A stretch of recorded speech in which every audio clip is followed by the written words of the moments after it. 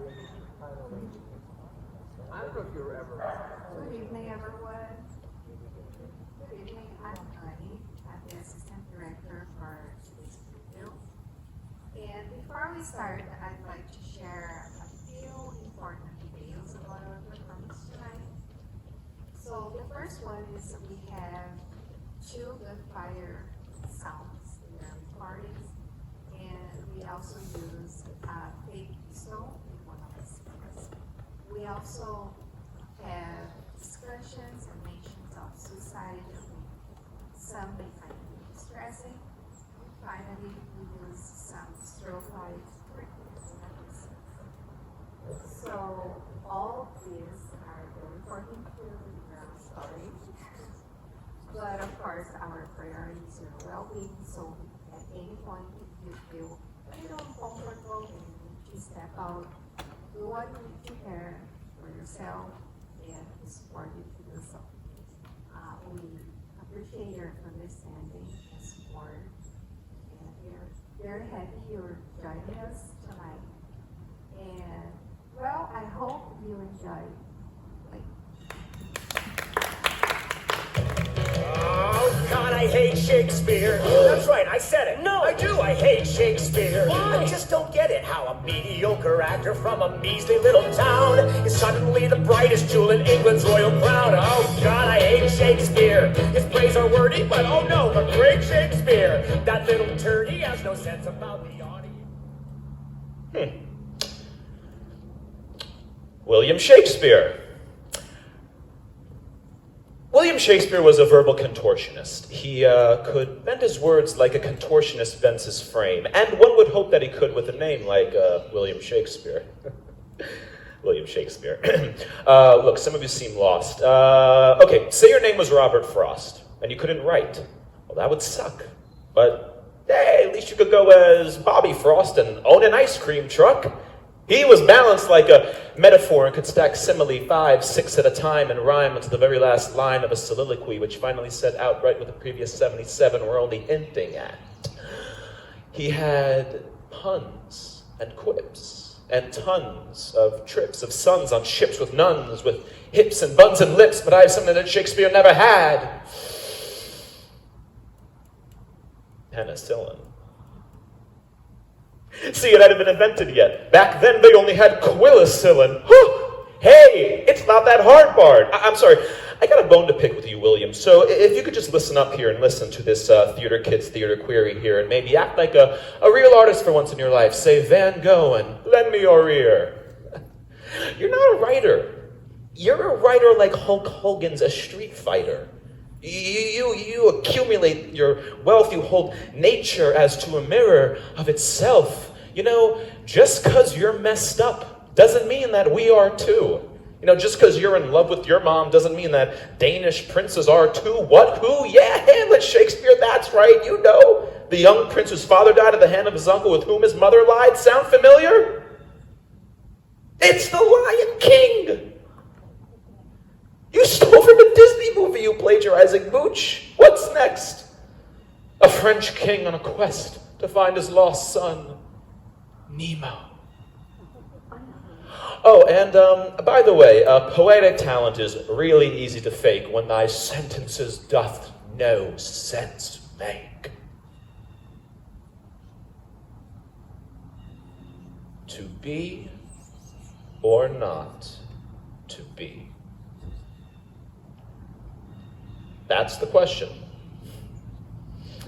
Whether 'tis nobler in the mind to suffer the slings and arrows of outrageous fortune, or to take up arms against a sea of troubles, and by opposing end them, to die, to sleep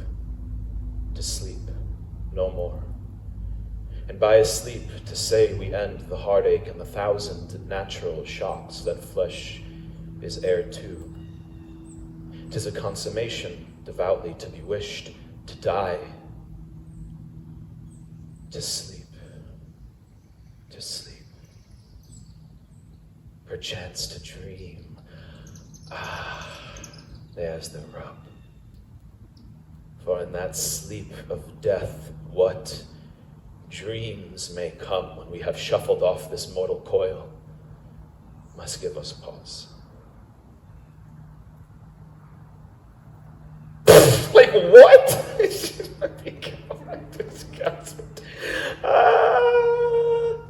Hit it. Welcome to a Shakespeare play. Feel free to sit down. Guaranteed that brain of yours will think it's so profound. I wrote lots as a poet, but here is the curse. If you read my plays in school, then you might think I'm the worst. Welcome to a Shakespeare play. Let me just repeat. You have your preconceived and stubborn notions about me, but I'm not offended, cause I'm not the best. But when I'm done with you, you'll be so impressed. Welcome to a Shakespeare play, fighting and murder. We've got lots of gripes and civil strife and love and death and words. Feel petty and lonely, consumed with rage. You'll feel euphoric and deranged and insane. Welcome to a Shakespeare play. Murder for your pride. Give in to your darkest instinct. Kill a king, but do not cry. We got Rosalind, Beatrice, Lady Anne, and more. With the telling people in an existential battle will prove their parents wrong about them, oh boy. Welcome to a Shakespeare play. Grab a jagged rock, cause a group of 20 senators will stab you in the dark. They are angry, want you bleeding as dead as a door. Caesar, come to the Senate, I must implore. Claudius beheaded, let's go Hamlet, save the queen. Live a life that's contemplative, sit alone and overthink. Happy Lou, his father's tomb for being poisoned in his room. From the guy he shared a womb, let's see him moved into his tomb. Come on now. Have some bravery because your uncle sold your mom. After killing that he meant convincing you that he did not. Feel that just consume you, you know it's a phase. Legislate is homicide, you're not go take revenge. Anything and everything, all of the time. Anything and everything, all of the time. My tragedies and histories and comedies are mine. Anything and everything, all of the time. Anything and everything all of the time. But Viola is Orsino, dreams as a guy. Falstaff and Prince Hal will drink and laugh, enjoying life. Then they'll learn his father's dead. Oh, what a time. Oh, he dies too. Yeah. That got really dark. Really quickly. Yes. You know, I didn't always write like this. Oh, so long ago, way before your time. Back when I romanticize all parts of life.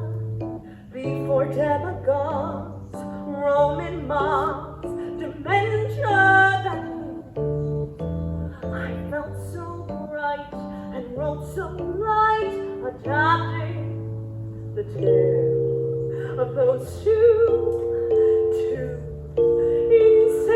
insatiable two.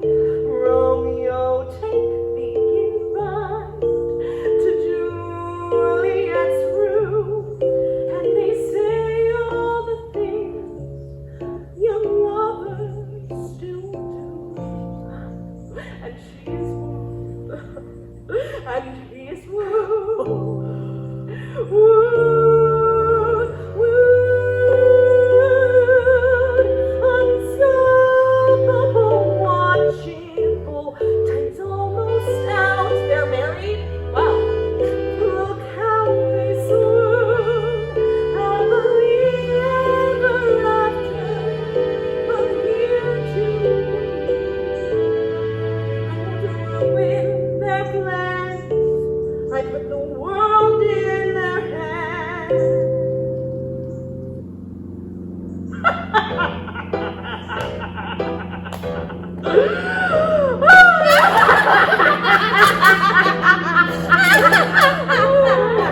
JKLOLLMA, oh no, oh my.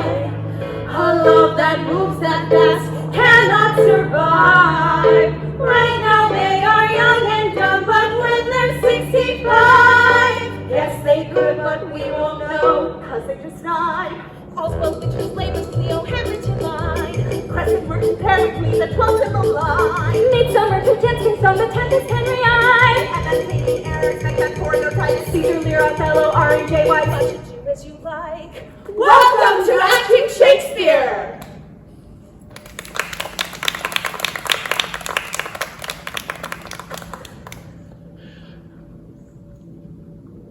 Shakespeare was born in 1564, right when the first Elizabeth was Queen of England. And right at the center of her nation runs the river Avon. And at the banks of the river Avon, the little market town of Stratford. Now, if you ever go there, you'll probably visit the parish church where Shakespeare is buried. Do you know what it says on the gravestone? Good friend, for Jesus' sake forbear to dig the dust and close it here. Blessed be the one that spares these stones, and cursed be they that moves my bones. Well, William, there was someone who tried to dig up your dust. It was an American academic who wanted to prove that the plays were really written by his contemporary Christopher Marlowe, and that attempt failed. Others think that Francis Bacon wrote the plays. Sort of intellectual snobs, local snobs thought, oh, it's the Earl of Oxford. But the more I act in Shakespeare's plays, the more I see them, I have become convinced that the true Shakespeare is buried in Stratford, and that the one who wrote these plays was a true man of the theater.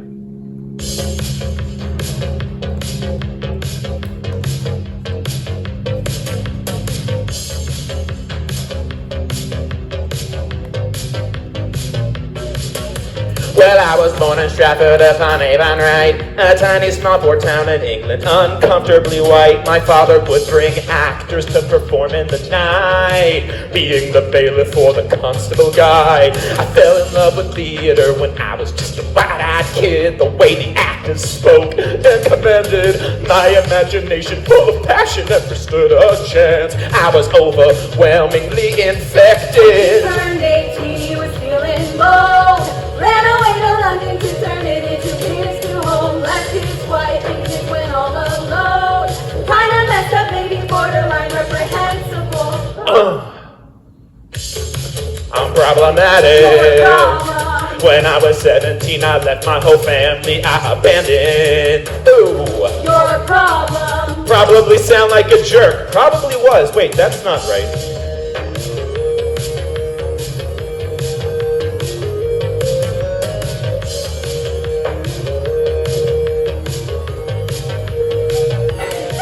I will show you how I'm growing as a person, but first, I feel I must address the lyrics from my prose and my verse. They were vile and offensive, and in no way okay.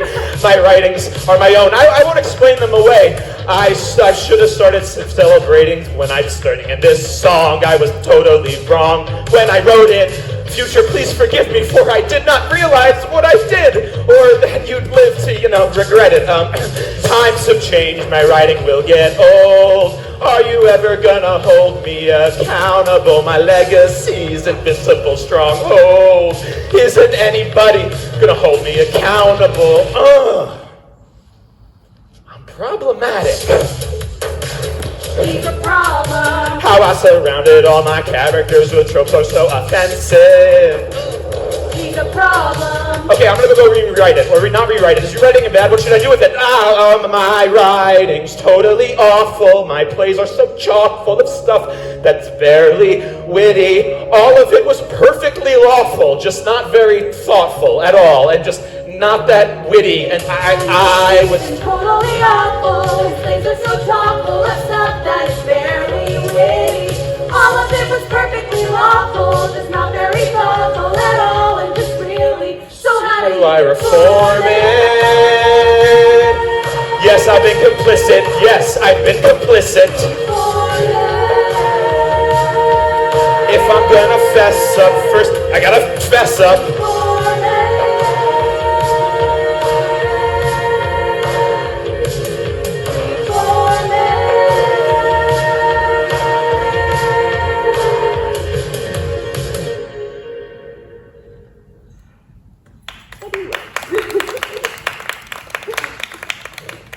Read by almost everyone at school, staged in theaters across the land, Americans of all stripes, presidents and activists, writers and soldiers, have turned to Shakespeare's works to give voice to what could not readily or otherwise be said. The founding fathers, all too aware of the vulnerabilities of the government they had created, looked to Shakespeare's works as a roadmap for where the young republic may be heading in terms of the treachery, perfidy, treason, murder, cruelty, sedition, and rebellions of rival and unbalanced factions within a new country. Yet, in those early years of the Republic, it seemed improbable that Americans would choose to adopt England's national poet as their own.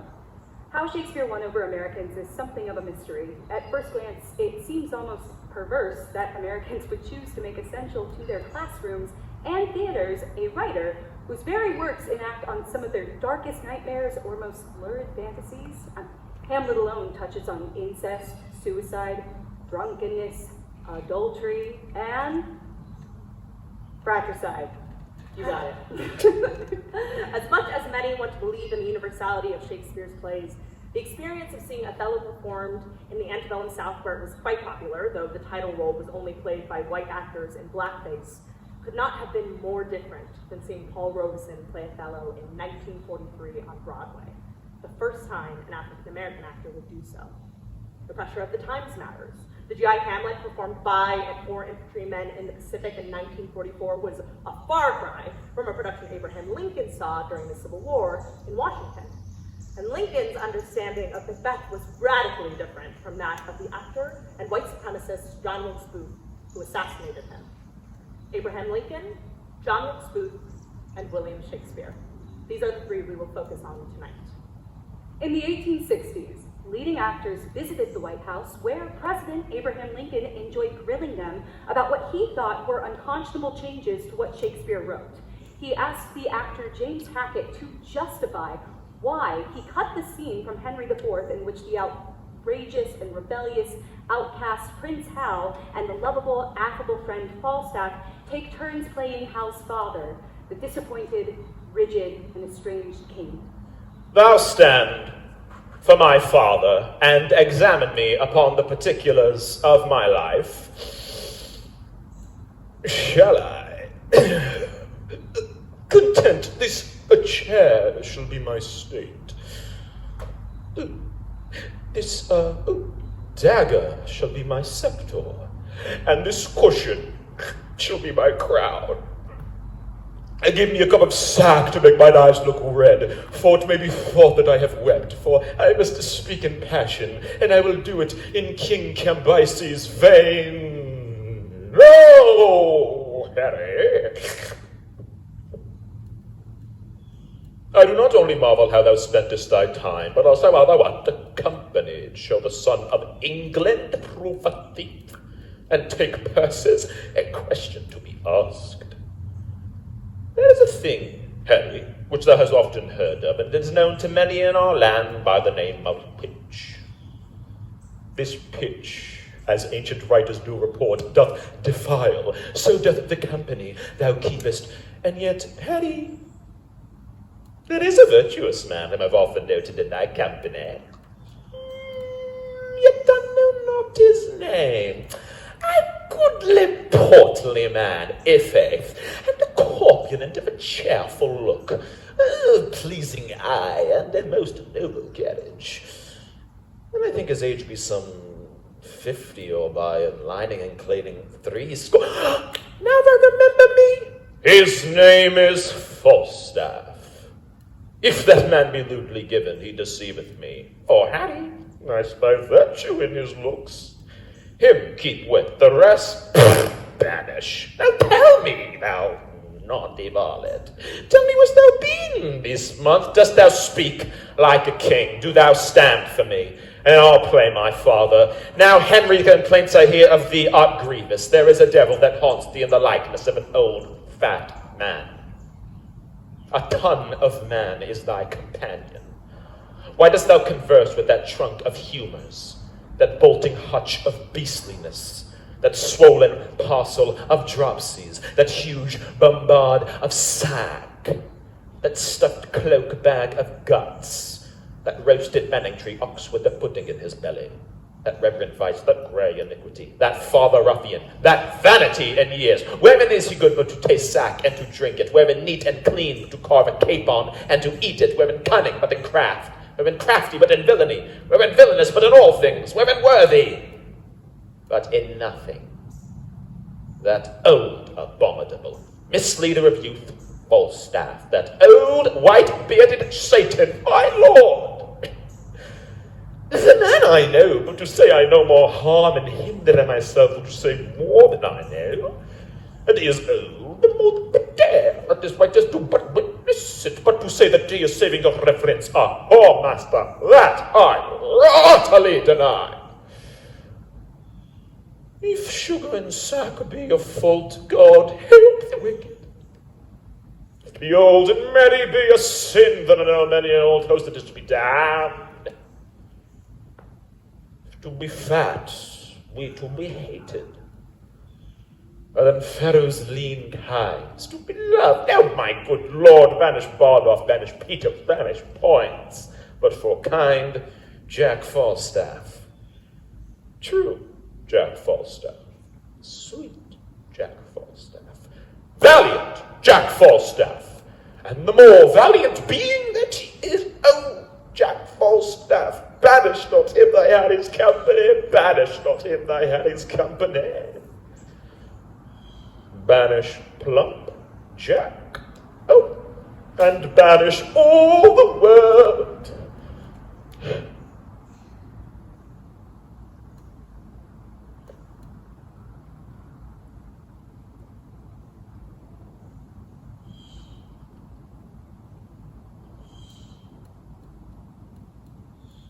I do.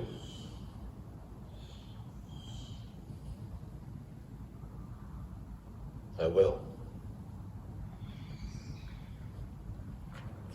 And, true to his word, when Hal becomes King Henry V, he does banish Falstaff from his sight, and the jolly old knight declines and dies. Abraham Lincoln said of the scene, "There is nothing I have read in Shakespeare that surpasses it in wit and humor." King Lear, Richard III, Henry VIII, Hamlet, and especially Macbeth. Lincoln had encountered all of them. Some of the passages almost seemed tattooed inside his skull that would remain at the center of his imaginative and emotional worlds.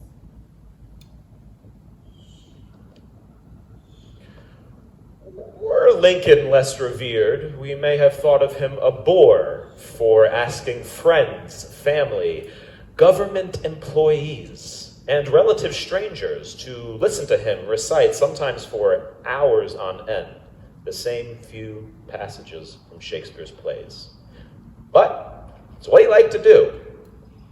And at times of great emotional strain, needed to do again and again and again and again and again and again and again, as old Polonius tells young Prince Hamlet. My lord, I have some news to tell you. The actors are come hither. The best actors in the world, either for tragedy, comedy, history, pastoral, pastoral comical, historical pastoral, tragical historical, tragical historical comical pastoral.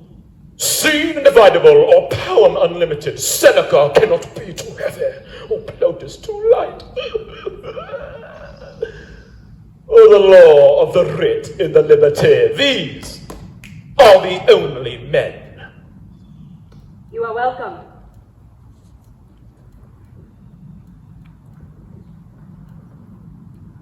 Welcome, masters. We'll into it like French falconers fly at anything we see. Come, come, give us a taste of your quality. Come, a passionate speech. I heard thee speak me a speech once. 'Twas Aeneas' tale to Dido, and thereabout of it especially where he speaks of Priam's slaughter. If it lives in your memory, begin at this line. Let me see. The rugged Pyrrhus, like the Samian beast. No, that is not it. It begins with Pyrrhus. The rugged Pyrrhus, he whose sable arms, black as his purpose did the knight resemble when he lay couched in that ominous horse? Has now this dread and black complexion smeared with heraldry more dismal? Head to foot now is he in total ghouls, horridly dripped with blood, of fathers, mothers, daughters, sons, baked and pasted in the parching streets that lend a tyrannous and damned light to their vile murders, roasted in wrath and fire, and thus o'ersized with codlet gore with eyes like carbuncles. The hellish Pyrrhus, old grandsire Priam, seeks. So proceed you.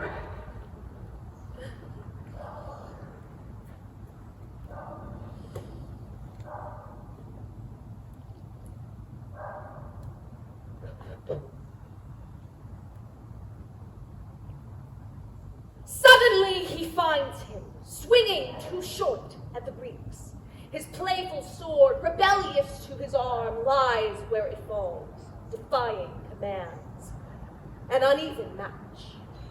Pyrrhus drives at Priam, in rage swings wide, but with the whoosh and force of his fierce sword, the unmoved father falls. Then Ilium, seemingly aware of the blow, with a flaming top stoops to its base, and with a hideous crash, grabs Pyrrhus' attention. Lo, his sword, which was descending upon the milky head of revered Priam, seems in the air to stick. So, like a painted tyrant, Pyrrhus stands, and like a bystander to his own will and actions, does nothing. But as we often witness against some fierce storm, a silence in the heavens, the clouds standing still, the bold winds silent, and the world below as quiet as death. Then, after Pyrrhus' pause, awakened vengeance sets him to work anew, and never did the Cyclops' hammers fall on Mars's armor, forged for eternal proof, with less remorse than Pyrrhus' bleeding sword now falls on Priam. But who, oh, who had seen the valiant queen run barefoot up and down, threatening the flame with tearful rheum, a cloth upon that head where length the crown stood, and for a robe around her thin and overwhelmed loins, a blanket in the alarm of fear caught up.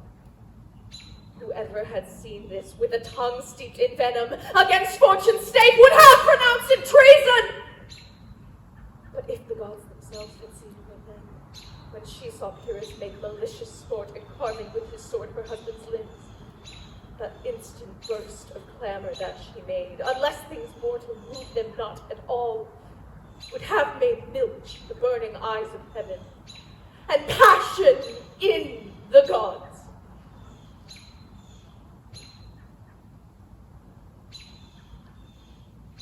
Look where he has not turned his color. Oh, and has tears in his eyes.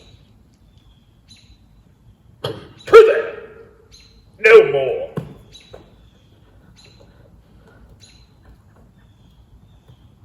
As well.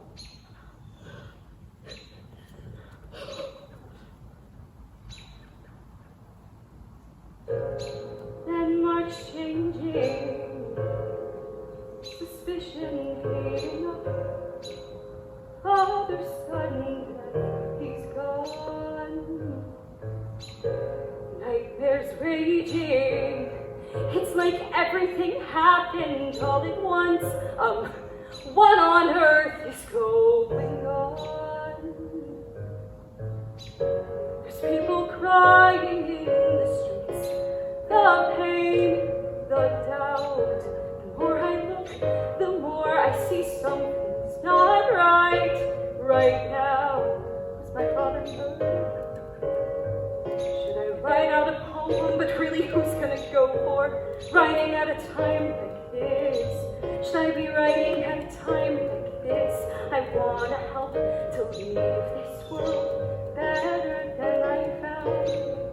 And I fear that poetry won't help, and the fear is not unfounded. Should I stop trying to be punny, moving to a nunnery? No.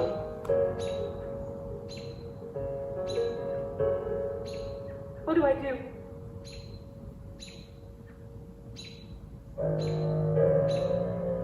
Healing the world with poetry, indescribable power of your poetry. The world needs direction From princes like me. That's healing the world with poetry. That's it.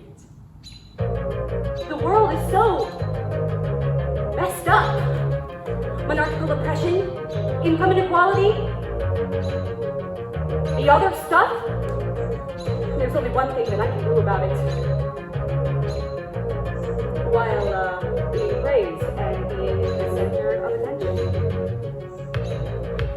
Healing the world with poetry, a literary magician grinding endlessly. You know he'll help you survive with his songs you'll read. That's healing the world with poetry. I'm a special kind of white guy. I'm self-reflected and I want to be an agent of change. So I am gonna use my privilege for the good. Very cool, way to go. Old British white guys, we've got the floor for at least 400 years. So maybe I should just shut the heck up.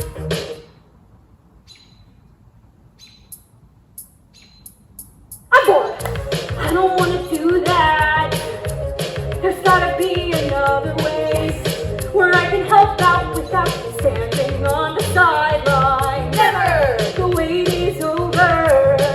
Hamlet is here to save the day. Lord help me channel Sandra Bullock in the blind side. Sandra Bullock! Healing the world with poetry, making a literal difference metaphorically. And yes, most likely they'll pay me, but I do it for free. Healing the world with poetry. If you wake up in a house that's full of smoke, Don't panic, call me and I'll write you a poem. if you see white men dressed in white clothes, Don't panic, call me and I'll write you a poem. Oh no, should I be writing at a time like this?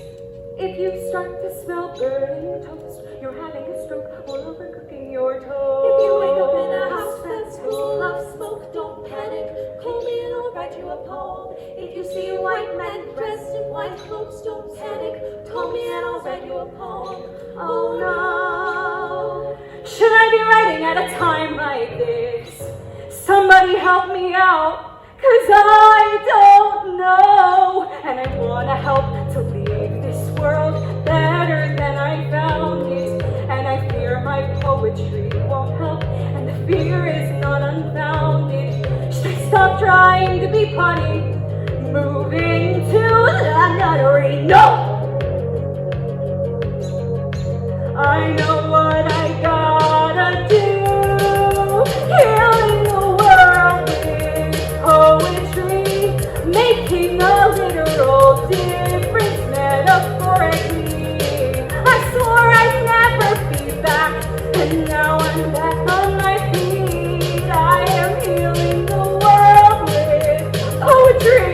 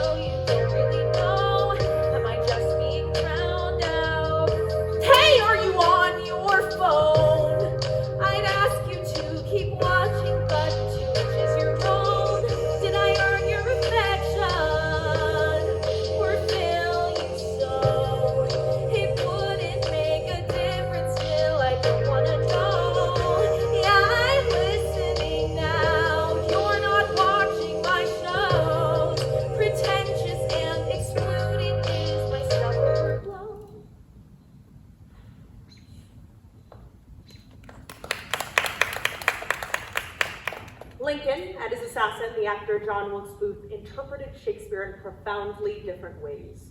Booth tried so hard to be portrayed as an American Brutus, the assassin of Rome's Julius Caesar, that by the time Union troops from the 16th Regiment New York Voluntary Cavalry trapped him in a barn on April 26, 1865, he had spent years rehearsing what would be his final scene. Booth understood exits as well as anyone, and was desperate to make one befitting that of a tragic and heroic figure. Funnily enough, Lincoln had little patience for heroic figures who, dying by the sword, pontificate, and confessed near the end of his life that he had only one reproach to make of Shakespeare's heroes, that they make long speeches when they are killed. But to Booth's chagrin, the Union troops had no desire to play along with his delusions of grandeur. But we'll get to that later on. It's impossible to know whether performing in Julius Caesar for the first and only time in his life fueled John Wilkes Booth's violent intentions. Perhaps his identification with the assassin Brutus grew stronger after that, or perhaps he thought it helpful in justifying his actions to the public. You know, he went so far as to write in a final letter before the murder, quoting from Shakespeare's play. You know, when the assassins get together to plot the murder of their leader. And Brutus gets up to make a plea that they should bring an honorable death to Caesar, perhaps in an attempt to sway public opinion that the murder is in the best interest of the Republic. Let's kill him boldly, not wrathfully. Let's carve him as a dish fit for the gods, not hew him as a carcass fit for hounds.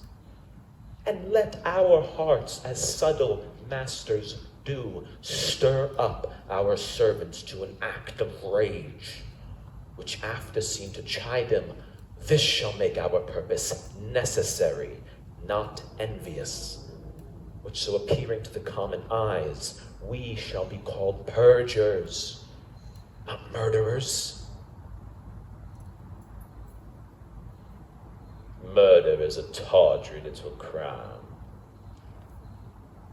It's born of greed or lust or liquor. Adulterers and shopkeepers are murdered. But when a president is killed, when Julius Caesar got killed, he was assassinated. And the man who did it? Come on, you know his name. Brutus assassinated Caesar, what, 2,000 years ago? And here we are in the 21st century, and we all know his name. And they say fame is fleeting.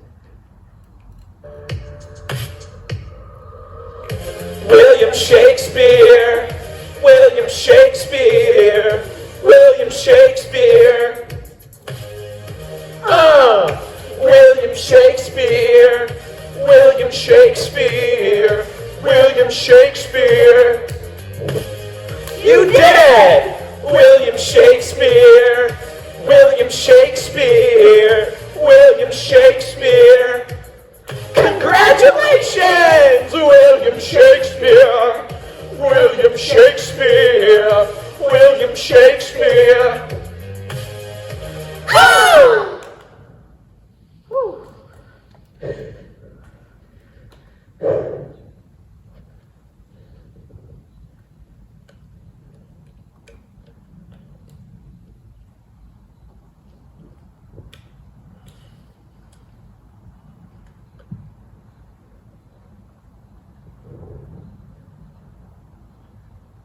Hi, my name is Andrew. You're probably wondering how I got to be in this play. As you can see, I'm a baby boomer. I was born in '57. You guys do the math. Most of my crew are Generation Z.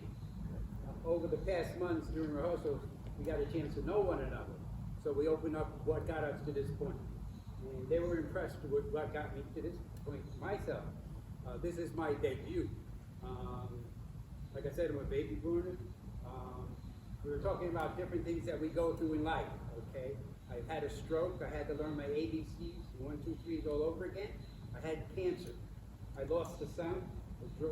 that drove me into addiction and depression, but I came out of it.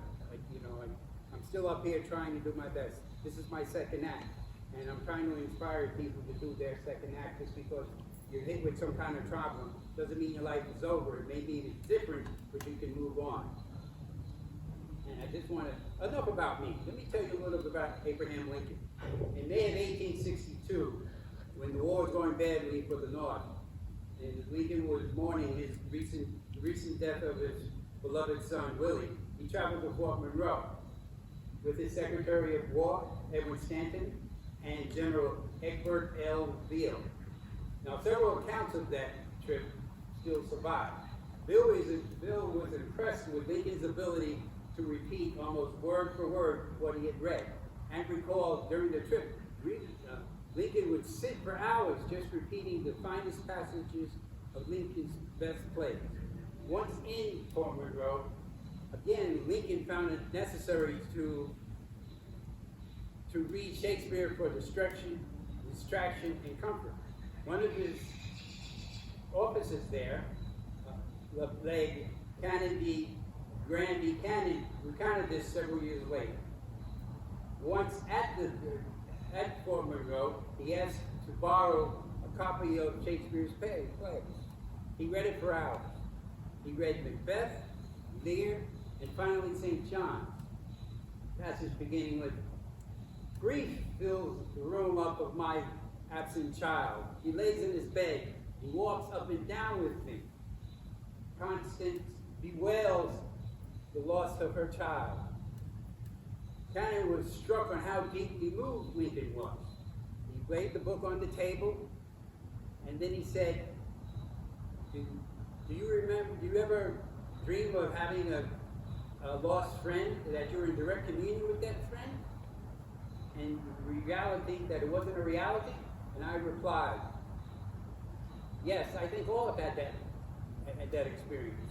Lincoln replied, so do I dream of my son Willie. The prisoner was overcome. He bent over the table and wept like only a man in breaking sorrow could weep. In the trials and tribulations that Lincoln found absorbing, Shakespeare put his protagonists, most of them leaders, under unbearable pressure. Among the moments that were most powerful were those moments in which the characters faced moral dilemmas, gave voice to the guilt and grief that crushed them. Now, that these characters were evil, Henry III, Macbeth, Claudius, didn't matter to Lincoln. What did matter was their ability to be self-aware, and that they understood the difficult decisions they had to face. Now, in keeping with my theme of second acts, I'd like to introduce our second act.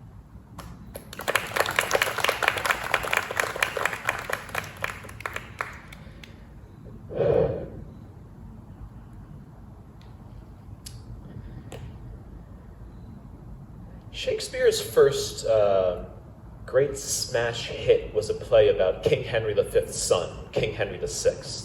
And so successful was the production, they had the rights to sequels. And striding through the three plays is his first great character. An ambitious, self-regarding politician who will stop at nothing and no one to achieve his ends.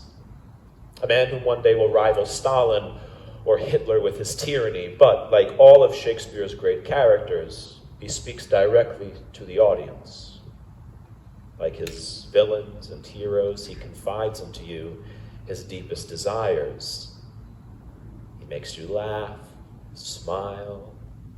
You begin to sympathize with him, even to like him. As the young Duke of Gloucester confides in you that he believes he has been miscast by nature and longs to play the star role of King Richard III.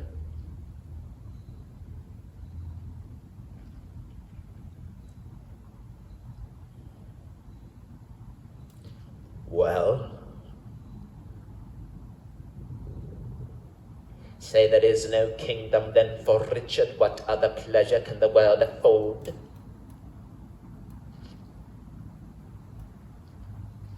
I'll make my heaven in a lady's lap, and deck my body with gay ornaments, and witch sweet ladies with my words and looks. Oh, monstrous fault, and more unlikely than to accomplish 20 golden crowns. Why? Love forswore me in my mother's womb, and if I should not deal in her soft laws, she did corrupt a frail nature with some bribe to shrink mine arm up like a withered shrub. To make an envious mountain on my back where sits deformity, to mock my body, to shape my legs of an unequal size and disproportion me in every part, like to a chaos or an unlicked bare whelp that carries no impression as the damned, then am I a man to be beloved. Oh, monstrous fault to harbour such a thought. And since the world affords no joy to me but to command, to check, to obey such as of a better person than myself, I'll make my heaven to dream upon the crown. And whiles I live to account this world of hell, and to this misshaped trunk that bears this head be round and pale and with a glorious crown, yet I know not how to get the crown. For many lives stand between me and home.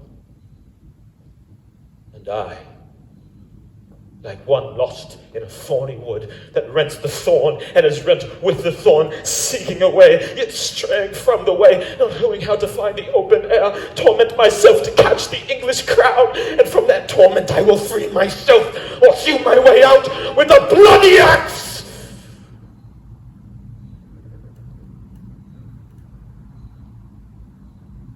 Why, I can smile and murder whiles I smile, and cry content to that which grieves my heart, and wet my cheeks with artificial tears, and frame my face for all occasions. I'll drown more sailors than the mermaid shall. I'll slay more gazers than the basilisk. I'll play the orator as well as Nestor, deceive more slyly than Ulysses could, and like a Sinon take another Troy. I can add colors to the chameleon, change shapes with Proteus for advantages, and send the murderous Machiavel to school. Can I do all this and cannot get a crown?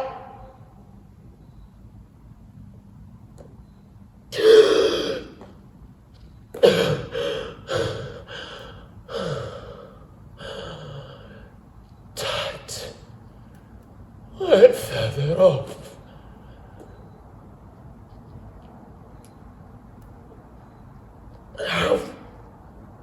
Pluck it down.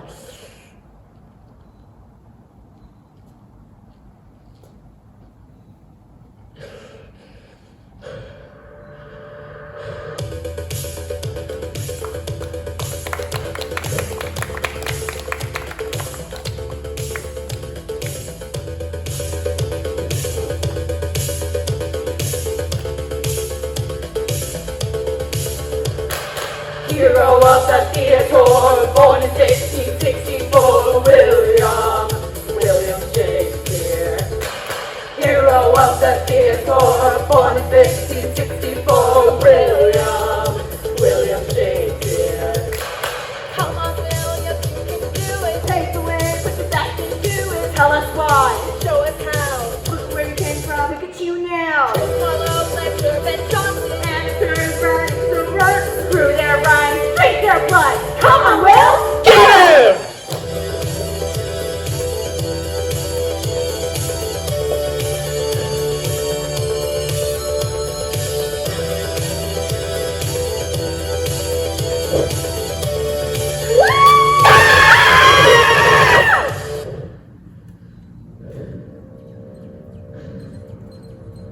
Hello, patient 246. that's Shakespeare's first great character. But Shakespeare's first indisputable masterpiece is a play like sonnet, full of love, full of wit, full of imagery, full of fire, full of easy rhythms and rhymes. A playwright in love with language. And Romeo and Juliet, too, are in love with words. They're great talkers. Romeo and Juliet are on stage together for only 14 minutes out of the 2 hours traffic of their stage. Of course, they never stop talking about each other.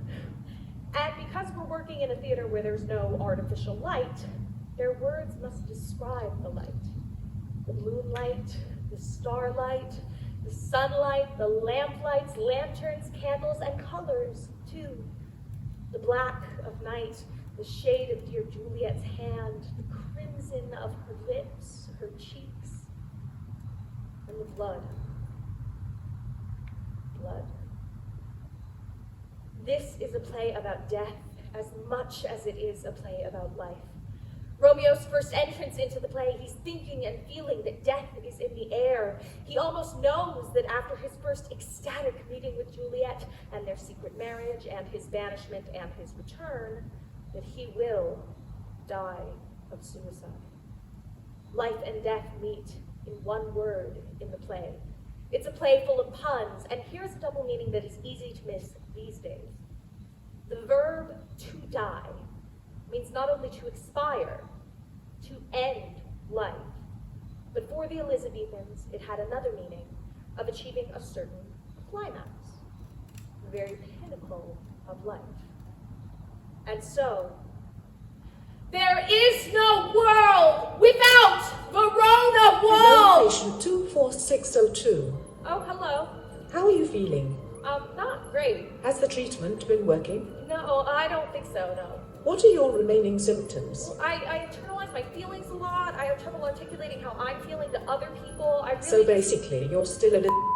Oh, Whoa. wow, that's so Okay, very mature of you, disembodied voice I'm way not up there. human. I can say whatever I want. Okay, fine. Please just get to the point. What's wrong with me? Your emotions and your logic are at war. Okay. Your creativity and your analysis are at war. Uh-huh. And most simply, your left and right brain are at war. My left To and fix right. the problem, you must separate them from each other, Separate? splitting your neurological functions in 5, Wait, 4, should we like book an 3, appointment or something? You don't 2, just start counting down 1. the major medical procedures. This may hurt a bit. I don't even know what it 0. is. Just tell me what you're doing!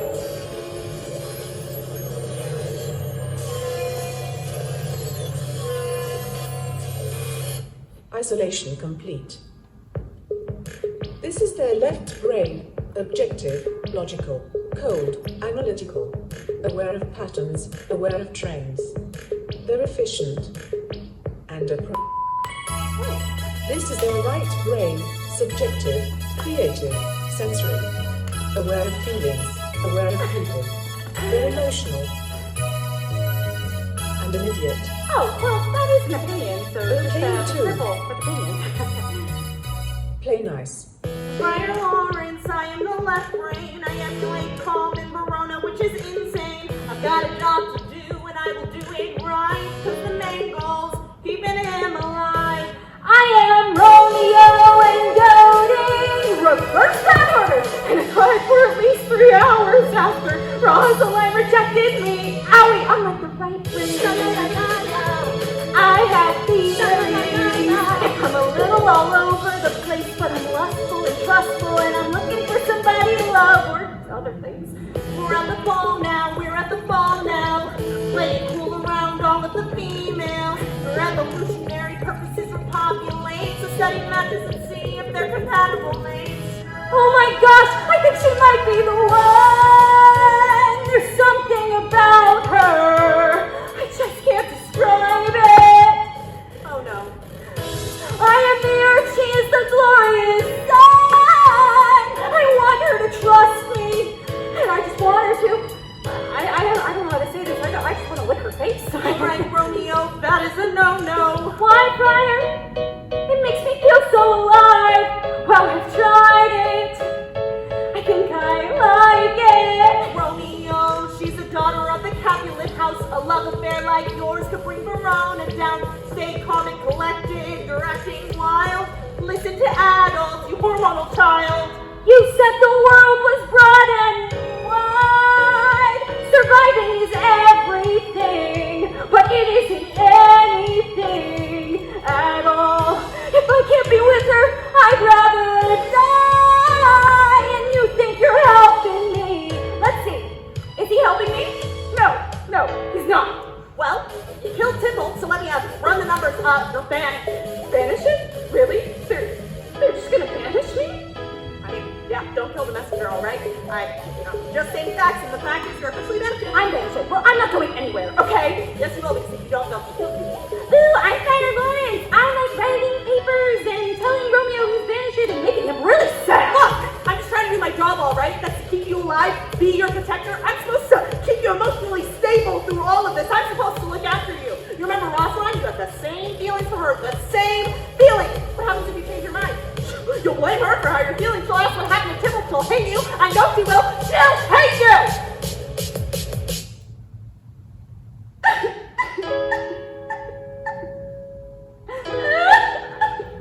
Romeo, I'm sorry. No, you're not.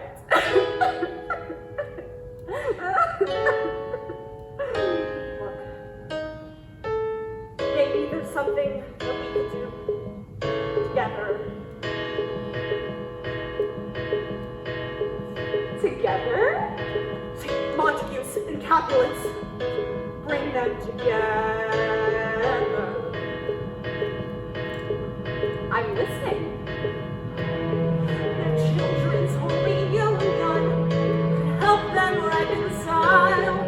Your love could halt a violent civil war. It's something I can help you with while protecting both you kids. Something special only I perform. You know what it is? Juggling? Yes, juggling. We could juggle and just juggle our cares away. It was married. I could get married. I'm a priest. Initiate reassembly. Oh, I like that. Oh my God. Get married, Romeo. We're gonna get you married. Okay, yes, I will marry her, Friar. We're gonna fix her up like a little baby happy, I promise. Friar, I love you. 3, 2, I know. 1. Experimentation complete. What could possibly go wrong?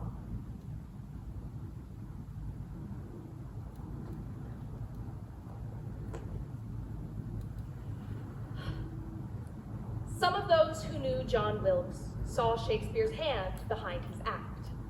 In 1878, the theater manager John T. Ford told a journalist that Booth was trained from earliest infancy to consider the almost deified assassin Brutus, just as Shakespeare immortalized him. Booth's mind, Ford believed, was turned by the poetic and dramatic glamour which transmitted the story of the Roman assassination. George Alfred Townsend, a harsh critic of the South, had seen Booth perform and spoke with him not long before the assassination. Townsend believed that Booth burned to make his name a part of history, cried into fame by the applauses of the South. Edward and Alfred recalled that Booth once told him straight out, of all Shakespeare's characters, I like Brutus the best, excepting only Lear. Another friend implicated Shakespeare in the assassination. He had no doubt that Booth's study of and meditation upon those characters induced his murder of President Lincoln. And, if the truth could be known, that John Wilkes Booth, in his insanity, lost his identity in the delirious fancy that he was enacting the role of Brutus, and that Lincoln was his Julius Caesar. And according to the wife of actor Con T. Murphy, after a disturbing incident at a rehearsal where Booth pointed the gun at her husband's head and exclaimed, "By God, Murphy, if you were only Lincoln, what a chance I'd have." He told her, "I do believe that John Wilkes Booth is losing his mind over slavery and the president." Lincoln had been re-elected in early November 1864, an outcome that had been in doubt over the summer. Lincoln's enemies were now saying the election had been rigged, the voting system corrupted to double votes for Lincoln, and accusing him of aspiring to be president for life. Edwin Booth recalled arguing with his brother over John Wilkes' belief that Lincoln would be made King of America. By staging Julius Caesar in the immediate aftermath of Lincoln's re-election in November 1864, the Booth brothers inevitably foregrounded the issue of how defenders of liberty should best respond. Between the initial plans for a joint performance and the staging of Julius Caesar in November 1864, John Wilkes Booth had become radicalized. Ladies and gentlemen, the President of the United States, Abraham Lincoln. Six Empaturanes!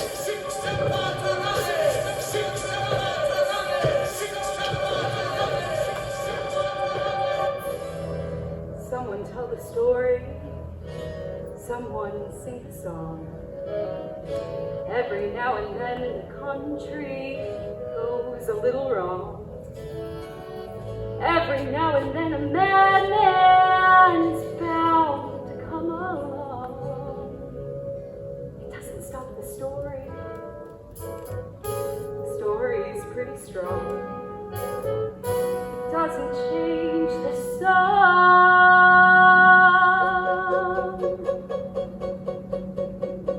Johnny Booth was a handsome devil. Got up in his rings and fancy silks. He had him a temper but kept it level. Everybody called him Wilkes.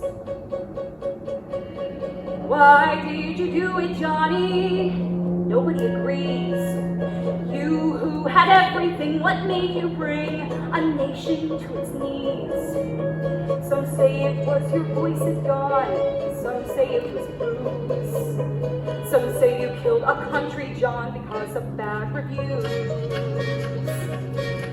Johnny lived with grace and glitter, kind of like the lives he lived on stage. He died in a barn in pain and bitter, 27 years of age. Why did you do it, Johnny? Throw it all away.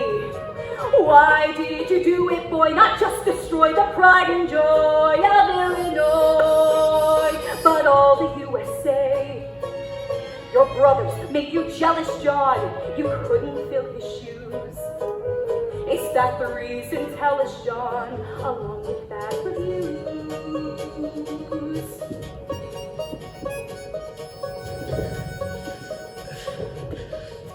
Damn! They're coming.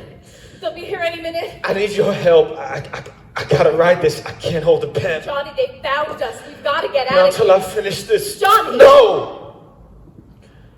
Do you see what they're calling me in the papers? A common cutthroat, a hired assassin. This one says I'm We mad. must have been mad to think we could kill the president and get away with We it. did get away with it. He was a bloody tyrant and we brought him down, and I will not have history think I did it for a bag of gold or in some kind of rabid fit. Johnny, we have to go. No, I need to make my case and I need you to take it down. We don't have time. Take it down!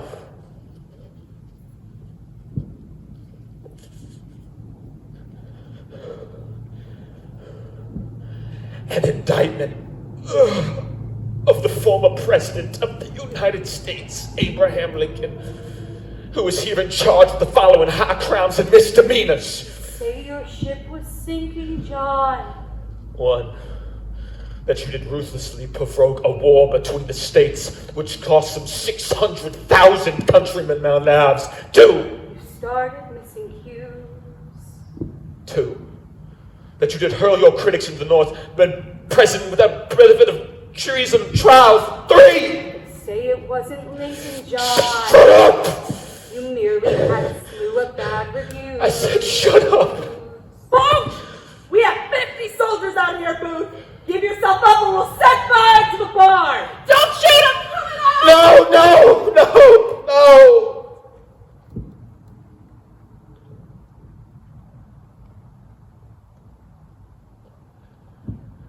I've given up my life for one act.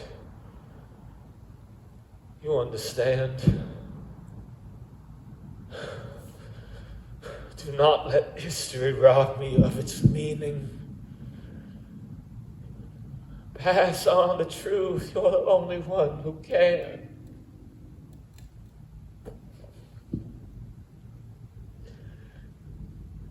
Please.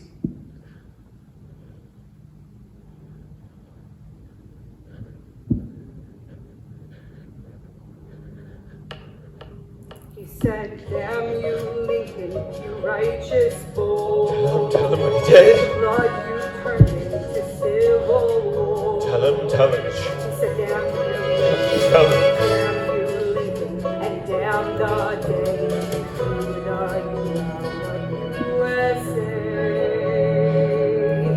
Hunt me down, smear my name, say I did it for the fame. What I did was kill the man who killed my country. Now this bloody war can end. Because Someone slew the tyrant, just as Brutus slew the tyrant. He said, damn you, Lincoln, you righteous boy. Tell him what he did. Turned your fighting to civil war. Tell him the truth. Tell it all. Tell it how it happened. How the end doesn't mean that it's over. How surrender is not the end. Tell him how the country is not what it was. How there's blood in the clover. How the nation can never again be the hope that it was. How the bruises may never be healed. How the wounds are forever. How we gave up the field, but they still wouldn't yield. How the Union can never recover from that vulgar, high and mighty traitor lover. Never.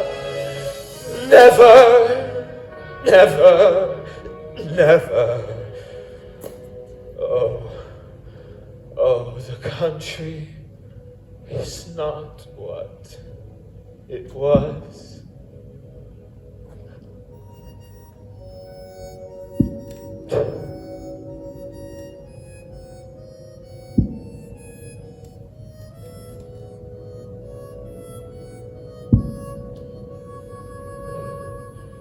Damn my soul, if you must, let my body turn to dust.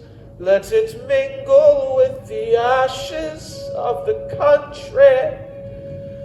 Let them curse me to hell, leave it to history to tell. What I did well, and I did it for my country. Let them cry, dirty traitor, they will understand me later. The country is not what it was.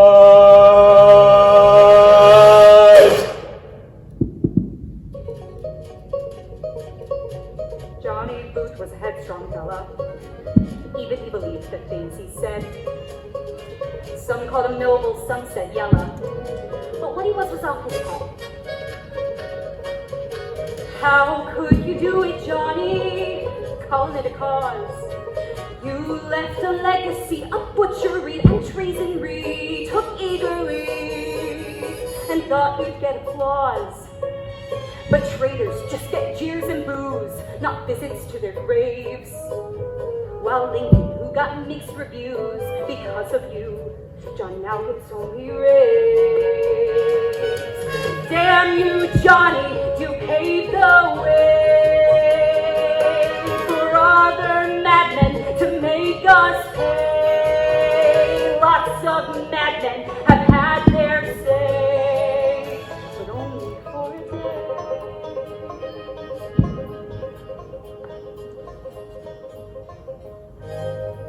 Listen to the stories hear it in songs. Angry men don't write the rules, and guns don't right the wrongs. It hurts a while, but soon the country's back where it belongs. That's the truth. Still and all, down you booze.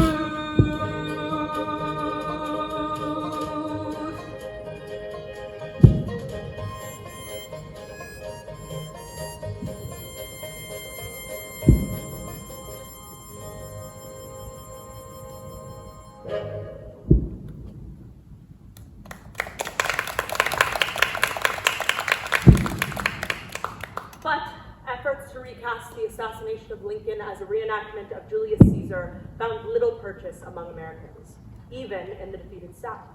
The play that the nation settled on to give voice to what had happened and to define how Lincoln was to be remembered was, of course, Macbeth. As news of the president's murder swept through the land and Americans struggled to put their feelings into words, it was lines from Act 2, Scene 3 of Macbeth that came immediately to mind. Oh, horror, for horror, horror. Tongue nor heart cannot conceive nor name thee. We have supped full of horrors. While lines from other plays were tried out, including passages from Hamlet and King John, it was to Macbeth that those mourning Lincoln found themselves turning time and time again, especially those likening him to the slain Duncan who hath borne his faculties so meek, hath been so clear in his great office, that his virtues will plead like angels, trumpet-tongued against the deep damnation of his taking off. These 4 lines were repeatedly recited in eulogies. They appeared on banners strung from storefronts, they were printed in illustrations, such as the Martyr of Liberty, where they provide a commentary on the moment of the assassination. And they formed the centerpiece of the black-bordered funeral broadside that circulated. Shakespeare applied to our national bereavement. These words became, as the historian Richard Whiteman Fox put it, virtually the official slogan of the mourning period.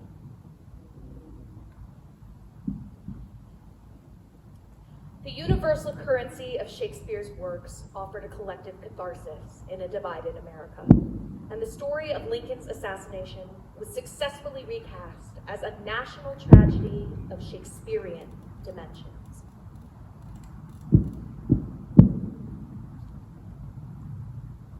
By the pricking of my thumb, Something wicked this way comes.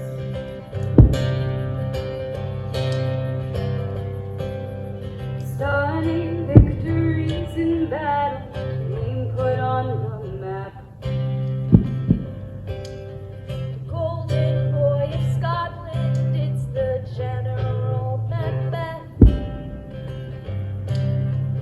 Hero full of greatness, win the country, save the war. Future shining brightly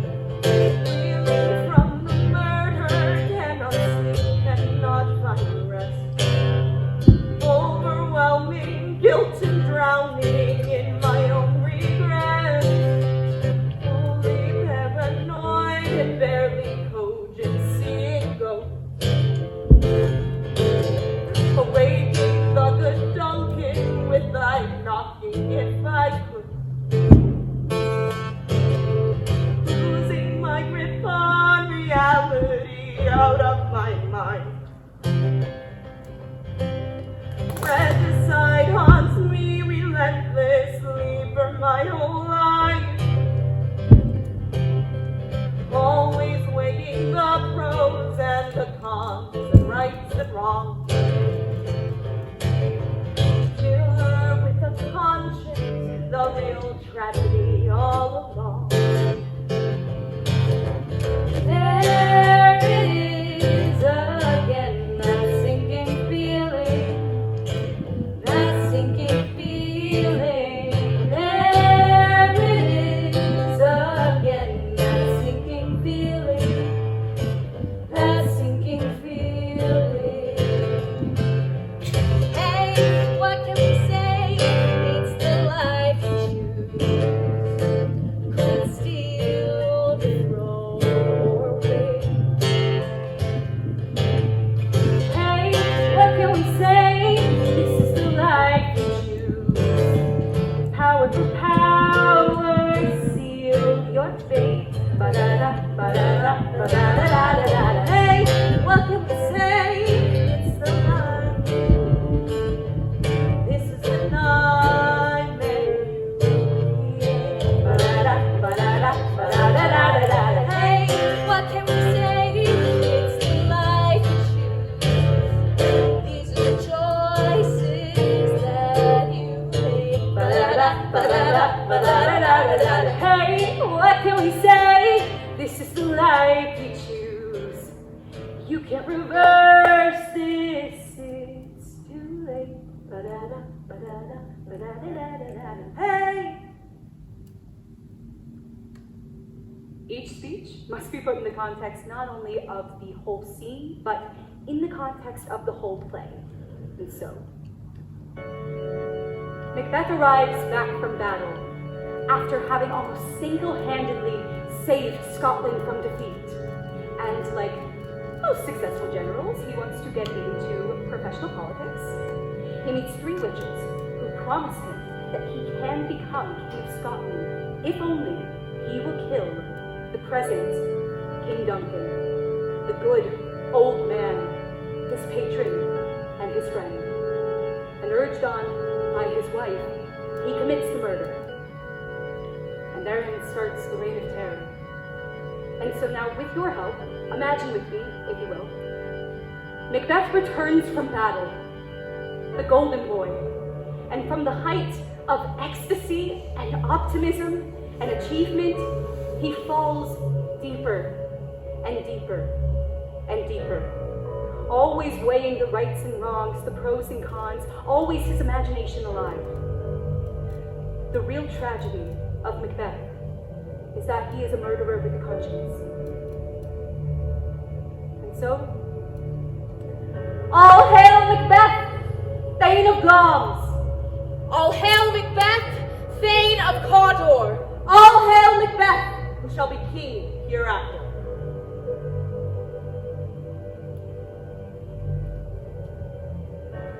This supernatural soliciting cannot be ill, cannot be good. If ill, why has it given me earnest of success, commencing in a truth? If good, why do I yield to that suggestion whose horrid image doth unfix my hair and make my seated heart knock at my ribs against the use of nature? Present fears are less than horrible imaginings, my thoughts, whose murder is yet but fantastical, shakes so my single state of man and function is surrounded in surmise, and nothing is but what is not.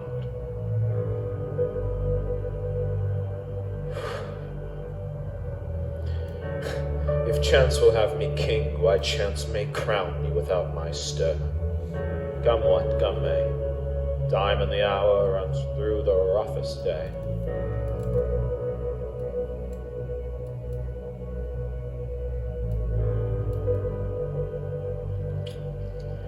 If it were done, when 'tis done, then 'twere well it were done quickly.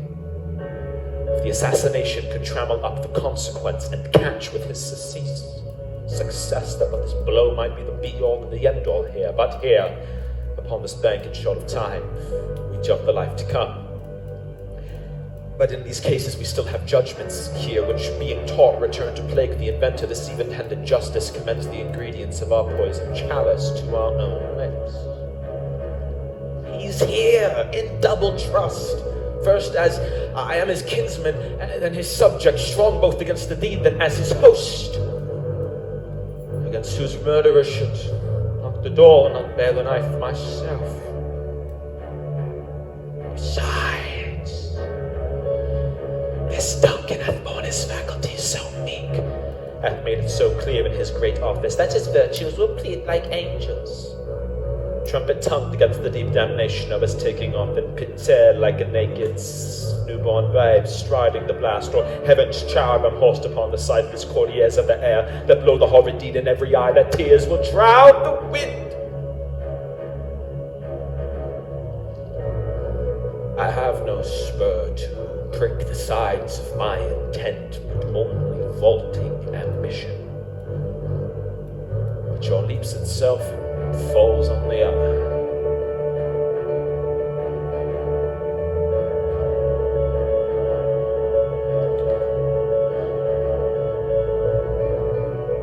Is this a dagger? What yet you see before me? The handle toward my hand. Come, let me clutch there. I have thee not. And yet I see thee still. Art thou not fatal vision, sensible to feeling as the scythe or the battle dagger of the mind, a false creation proceeding from the heat of present brain? I see thee still, in form as palpable as this which now I draw. Thou marshalst me the way that I was going. Mine eyes have made the fools of the other senses, and with all the rest I see thee still, emblayed in doubts of dungeon and bounce of guts, which was not so before.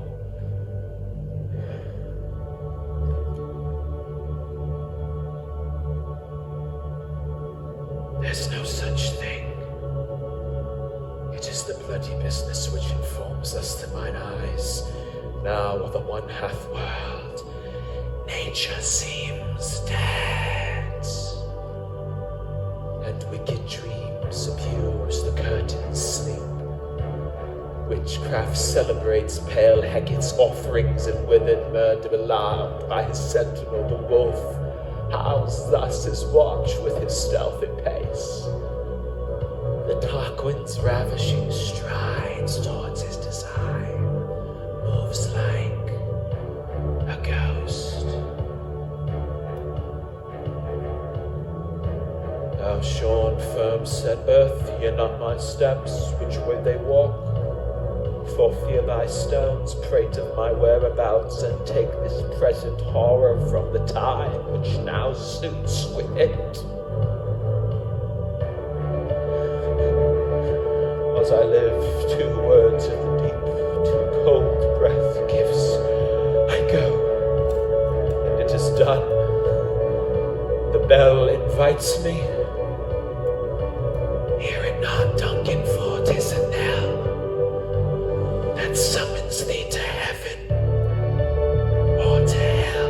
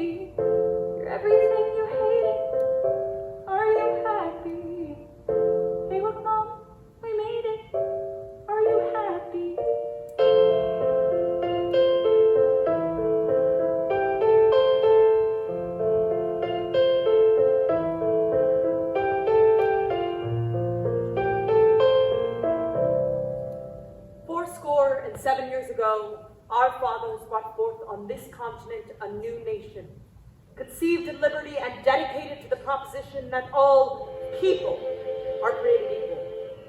Now we are engaged in the great civil war, testing whether that nation, or any nation so conceived and so dedicated, can long endure. It is for us to be here, dedicated to the great task remaining before us, that these dead shall not have died in vain, that this nation under God shall have a new birth of freedom, and the government of the people, by the people, for the people, shall not perish from the earth.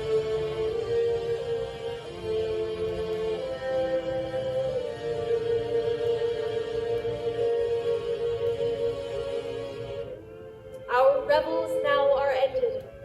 These, our actors, as I foretold you, were all spirits and are melted into air, into thin air. We are such stuff as dreams are made of, and our little life is rounded with a sleep.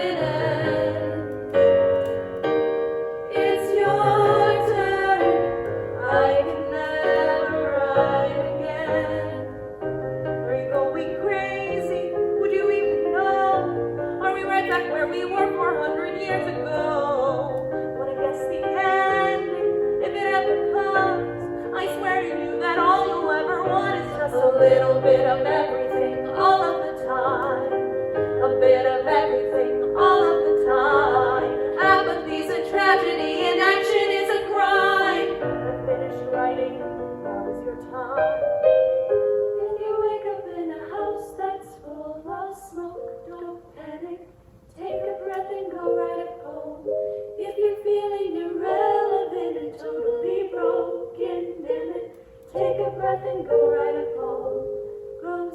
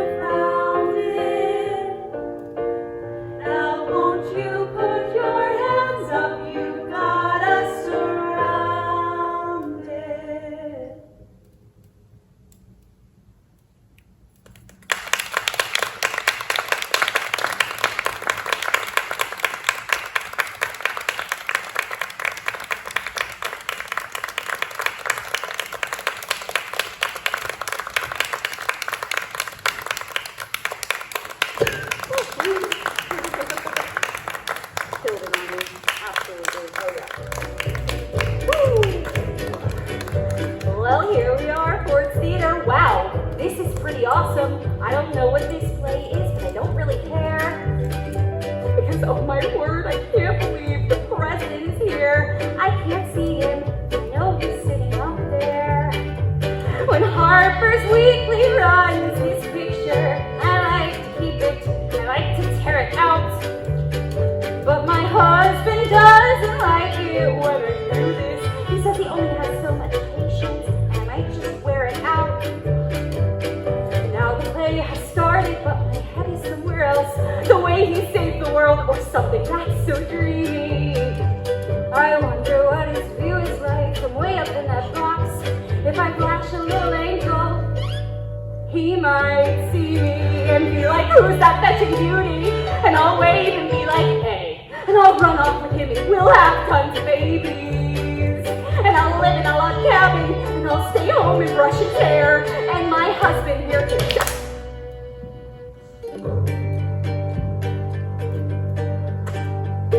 He's a tyrant and a crook. If you just take a closer look, you can see the lies just dripping from his mouth. He suffocated half the land with his long and bony hand, and he doesn't give a damn about the South. He robbed us all of house and home, and he left us all alone. It is obvious the deed that must be done. He can't be trusted with the power. Another clock has struck the hour. I act on the behalf of everyone, and I'll liberate my country, unseat the despot. The old rule will vanish. I will turn the page of history. We'll get a new start. Sic semper tyrannis.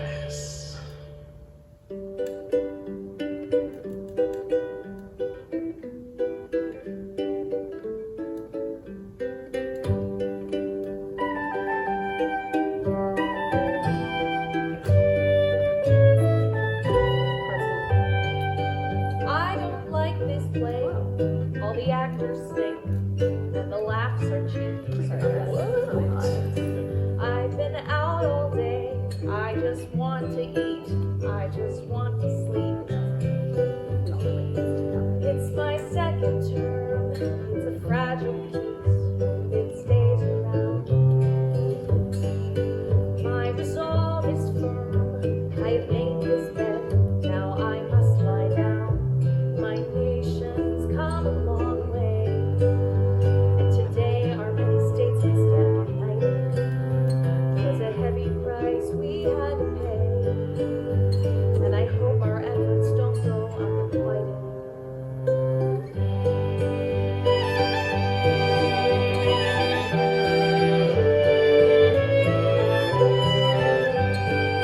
Time has not been kind.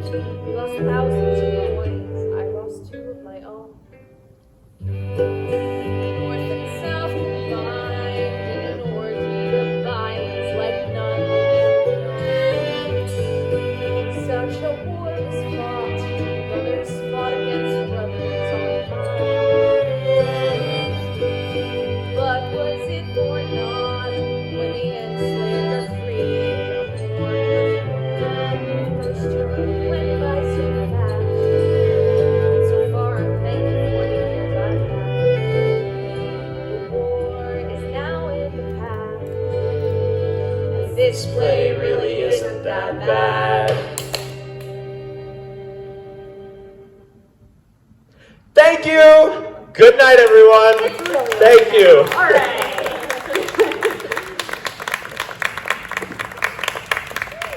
We're the River Towns Playhouse. This is a preview performance. Thank you for coming. Just be careful of your stuff as you head out, and we hope you enjoyed the show. Thank you.